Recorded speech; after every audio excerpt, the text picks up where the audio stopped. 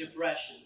It's a word we hear a lot, but never fully stop stigmatizing, or overusing for that matter, especially in the teen years. Here, we invite Sia to speak exactly about this topic. Hello, all. I'm Sia, and I am a teenager. Well, I can see a few raised eyebrows. I know it's hard for parents to deal with teenagers. I'm here to talk about how it's hard for teenagers to deal with teenage as well. When I was 13, I was so insecure about myself. I kept doubting my thoughts, emotions, and feelings. I felt like something is chasing me and I'm trapped inside it, which I cannot escape. Later on, I realized that there was something that was bothering me. And now, when I addressed one of the most ignored words, mental health. Audience would be like, oh my god, what is this girl talking about? Is she talking about depression? Well, even my parents thought that I'm just overthinking and there's nothing much to worry about. But they didn't really realize what I was actually going through. Maybe because I didn't share it with them. Like me, there are several other teenagers as well who don't feel like sharing things with anyone. They feel that that people would judge them. They'll they'll not understand them. But the thing is, they don't want to share. They don't even want to try because of the feeling of getting ignored by the other person. Teenagers that you see around are mostly happy, smiling, and cool. But no one really knows the other side of them. A guy, a guy you see in school smiling, maybe a guy who cries in his pillow because he has low self-esteem. Now, why is that? Why teenagers can't be happy? This is what most of the parents would think. Like, you go to school, come back home, watch TV, your life is much easier. But I don't get it. Why do all parents compare their lives with their kids'? Things they don't consider is that the mental health, emotional stability, and the mindset is completely different compared to theirs. When I was in depression, I didn't feel like eating anything. I, I felt not talking to anyone. I felt worthless. At a point, had suicidal thoughts as well. But later on, I realized that if you actually share things with someone you know, trust me, you wouldn't feel angry. You won't feel bad. You used to feel. Your heart would feel much lighter. It wouldn't feel heavy.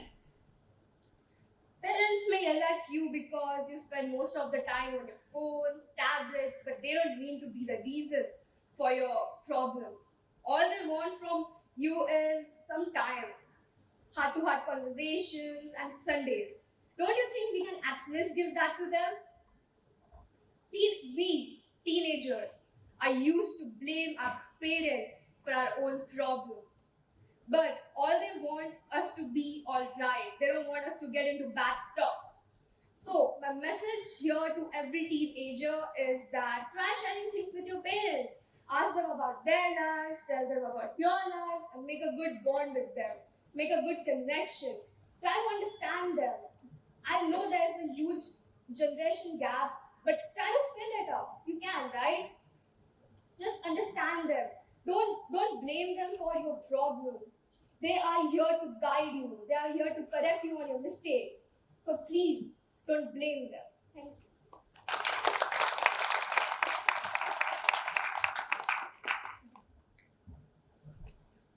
It takes courage to speak depression. It takes even bigger courage to speak her own journey, and that was Sia for us. Can we give a big round of applause for that courage? That's Sia for us. Any questions, parents? Yes, sir.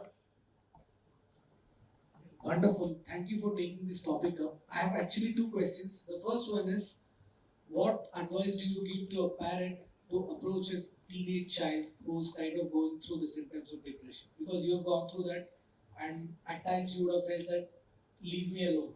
But as a parent, especially a girl and a father of a girl child, we are more anxious. We want to address it then and there. So do you recommend that we persist or we give the space and come back later? If at all, how do we approach that? Okay, so most of the kids they don't feel like eating anything. You can see if like someone is suffering from something, like mostly in the family. You can see it. So you can just go talk to them, ask them about how's life. Tell me about it, like what's going on. You can just ask them.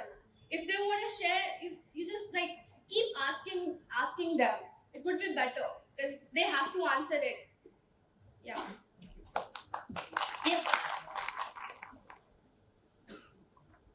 I see a very, very brave topic indeed. Congratulations on that.